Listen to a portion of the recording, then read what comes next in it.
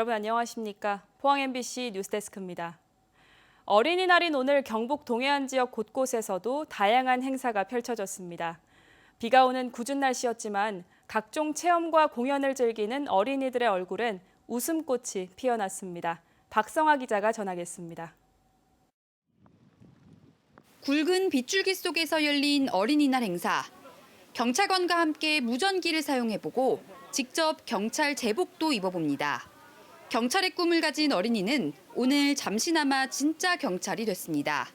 경찰이 되면 나쁜 사람을 잡을 생각을 하고 있어요. 실내 체육관에서는 다양한 체험 활동이 펼쳐졌습니다. 무대 위에서 동요에 맞춰 춤을 추고 화분에 식물을 심고 인형을 이용해 심폐소생술도 열심히 배워봅니다.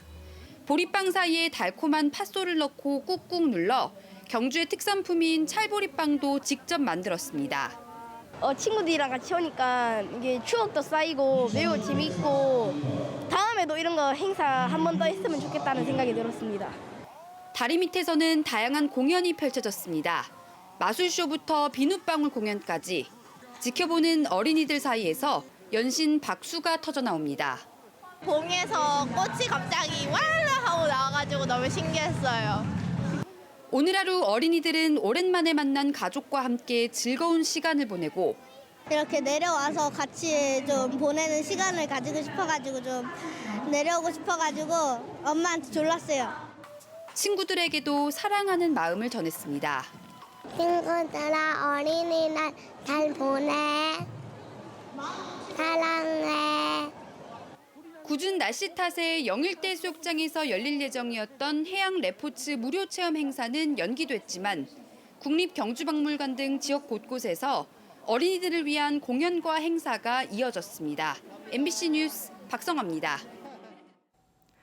경주경찰서가 최근 간포읍에서 발생한 40억 원대 갯돈 사기 사건과 관련해 수사 전담팀을 편성하고 수사에 나섰습니다.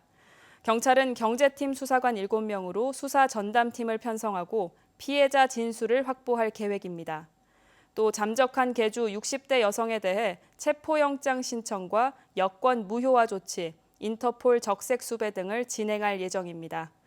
경찰에 따르면 지금까지 갯돈 사기 피해자 35명이 경찰에 고소장을 접수했고 추가 피해자 7명이 고소를 준비하고 있습니다. 울진경찰서는 지난 2월 울진군 기성면에서 발생한 산불을 낸 혐의로 60대 남성을 구속했습니다. 경찰에 따르면 이 남성은 지난 2월 1일 울진군 기성면 정명리의 한 야산에 불을 지른 혐의를 받고 있습니다. 경찰은 관련 진술과 남성이 방화에 사용한 걸로 추정되는 도구를 사는 모습이 담긴 CCTV 영상 등을 확보했으며 정확한 범행 동기 등을 수사해서 검찰에 넘길 예정이라고 밝혔습니다. 홍준표 대구시장이 대구 경북 신공항 검증 보도를 한 대구 MBC의 취재를 맡고 있습니다.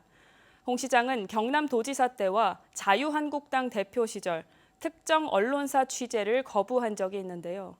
최근에는 라디오 생방송 인터뷰 도중 일방적으로 전화를 끊는 등 언론의 불편한 질문에 적대적인 태도를 보이기도 했습니다. 선출직 고위공직자의 위험한 언론관이란 지적이 나옵니다. 보도에 조재한 기자입니다. 대구 MBC는 시사톡톡 토론 프로그램에서 대구 경북 신공항 특별법에 활주로 길이와 중추공항 규정이 빠졌고 성공적 이전을 위한 재정 확보도 쉽지 않다는 점을 짚었습니다. 방송이 나가자마자 홍준표 시장은 편파 왜곡이라고 주장했습니다. 언론 보도로 인한 분쟁의 조정과 중재를 위한 법적 기구인 언론중재위원회조차 거치지 않은 채 대구 MBC의 모든 취재를 거부하고 있습니다.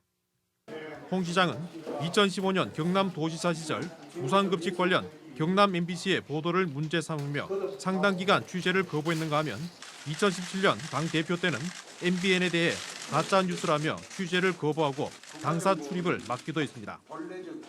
지난해 대구시장 취임 직후 가진 기자회견에서는 행정통합 관련 질문에 유독 민감하게 대응하다 중도일보 기자에게는 대전 충청 통합부터 하라며 언성을 높이기도 했습니다. 연합뉴스가 대구시청 구내식당에 시장 전용석 등 과잉 의전 구설수 기사를 보도하자 연간 1억 원에 가까운 구독료 납부 중단을 선언하기도 했습니다. 최근에도 라디오 생방송에서 총선 관련 질문이 이어지는 가운데 일방적으로 전화를 끊기도 했습니다. 당황스럽네요. 이상하게 말을 돌려가지고 아침부터 그래서. 아이고 죄송합니다. 아니 그러면요, 아이고, 홍 시장님. 끊습니다. 홍 시장님. 홍 시장님이 저랑 이제 개인적인 통화를 한다고 착각하신 것 같습니다. 청취자들이 듣고 계시는데. 다음 날 홍 시장은 부적절한 질문이었기 때문이라고 설명했습니다. 그 질문을 받다가 보면 설화에 휩쓸릴 위험이 있기 때문에 그 설화 방지 차원에서 그냥 끊는다 하고 끊었잖아요. 민주당과 정의당은 홍 시장의 이 같은 대응이 언론의 재갈을 물리고 길들이려 하는 것이라고 꼬집었습니다. 선출된 고위공직자에게 취재 거부 권리는 없으며 더 적극적으로 설명하는 게 책무라고 지적했습니다. 선출직 공직자가 자기가 하는 일에 대해서 비판을 한다고 해서 취재 거부의 자유를 운운하는 것은 직권남용이고 또 무책임하다고 생각합니다. 성실하게 토론하고 그리고 해명하는 과정을 거치는 것이 공직자의 기본적인 책임이고 의무라고 생각을 합니다.